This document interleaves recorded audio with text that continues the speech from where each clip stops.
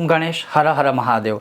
अब जो कल से आरंभ हो रही त्रिपुष्करिणी जो संगना की 3 महातिथियां है, जिसमें व्रत पूजा पाठ आदि करने से संपूर्ण कार्तिक माह का फल प्राप्त होता है। लेकिन कुछ लोगों ने प्रश्न किया है कि गुरुजी एक एक दिन में क्या हमें नित्य क्रम या नित्य कर्म करना चाहिए, चाहे व्रत हम करें चाहे व्रत ना भी करें। जैसे त्रयोदशी में क्या करना चाहिए, चतुर्दशी में क्या करना चाहिए और पूर्णिमा में क्या करना चाहिए, और वह क्या करने से क्या फल प्राप्त होता है। और आज वही मैं आपको बताऊंगा बहुत ही संक्षिप्त तरीके से, संक्षिप्त में। अगर आपको यह विषय वीडियो पसंद आए तो लाइक करें, शेयर करें, चैनल पर नए हो तो सब्सक्राइब करके घंटी का चिन्ह दबाइएगा। तो अब कल से शुरू, मतलब बुधवार, गुरुवार और शुक्रवार को यह जो 3 तिथि है त्रिपुष्करिणी अति त्रिपुष्करिणी संगना। सर्वप्रथम त्रयोदशी, अर्थात जो त्रयोदशी है इस बार वह बुधवार को है और उसी दिन मनवादी तिथि है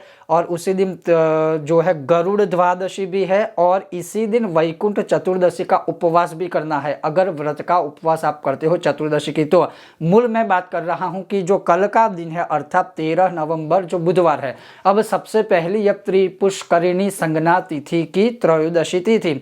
अब प्रथम दिन जो ब्रह्मा जी ने कहा है कि इस दिवस समस्त वेद प्राणियों को पावन करने वाले होते हैं, अर्थात वेदों का ज्ञान, वेदों का स्मरण, वेदों का श्रवण, और आप चाहे तो 4 वेद किसी को दान भी करे जो इसका सही प्रयोग करे, ये महान फल देने वाला है। इसके साथ साथ क्या लिखा है कि इसलिए इस दिन अगर आप वेदोक्त मंत्र का श्रवण करते हो, स्मरण करते हो, जैसे भद्र सूक्त है, रुद्र सूक्त है, श्री सूक्तम है, पुरुष सूक्तम है, आप स्वयं पाठ ना कर पाए कोई चिंता नहीं, लेकिन अगर श्रवण भी करते हो जैसे अष्टाध्यायी रुद्री आदि है, वैदिक मंत्र जो भी है वह मनुष्य को, सभी जीवों को पावन करने वाले हैं।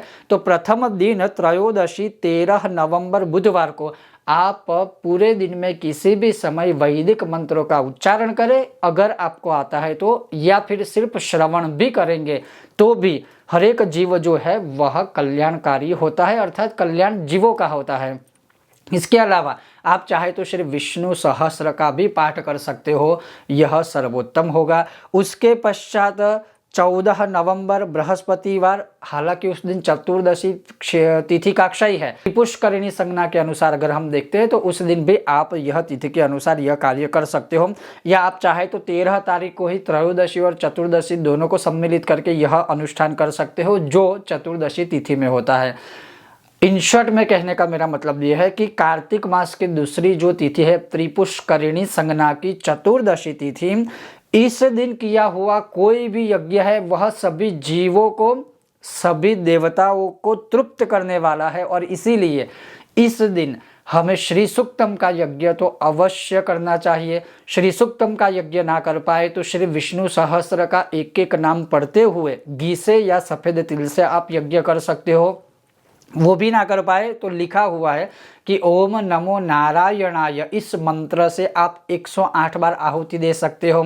ओम नमो भगवते वासुदेवाय से आप 108 बार आहुति दे सकते हो, या ओम विष्णवे स्वाहा करके 108 बार आहुति दे सकते हो। यज्ञ की प्रोसेस बेसिक नॉर्मल है तो वो आप अपने हिसाब से देख सकते हो, लेकिन जैसे घी से आप आहुति दीजिए या सफ़ेद तिल से। तो जो चतुर्दशी तिथि है उस दिन आप ये कर सकते हो। और एक और कंफ्यूजन दूर कर दूं, पूर्णिमा तिथि के बारे में बताओ उसके पहले, कि 13 नवंबर बुधवार को दोनों ही तिथि एक ही दिन है, चतुर्दशी का क्षय है।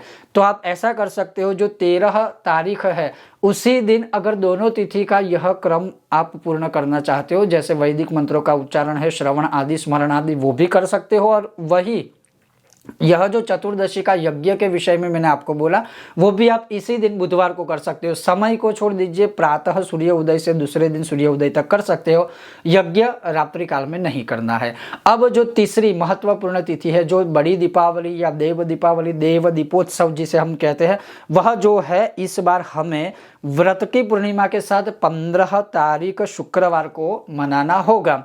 तो इस दिन क्या कर सकते हैं, और इस दिन अवश्य यह त्रिपुष्करिणी संगना का तीसरा दिवस, तीसरी तिथि, इस महापर्व पर जप, तप, यज्ञ, तर्पण, विष्णु सहस्त्र पाठ, विष्णु भगवान का मंत्र ओम नमो नारायणाय, ओम नमो भगवते वासुदेवाय, या संकीर्तन, या सर्वोत्तम जो मैं कहूँगा कि पौर्णमास्याम च संक्रांतौ कृतवान सत्य पूजनम, अर्थात इस दिन सत्यनारायण भगवान की व्रत कथा पूजन आदि करते हो या करवाते हो। और साथ में ब्रह्मा जी ये कहते हैं कि इस दिन पुष्कर क्षेत्र में जो कोई भी स्नान करता है उसे वार्षिक स्नान तीर्थों में किए जितना फल प्राप्त होता है।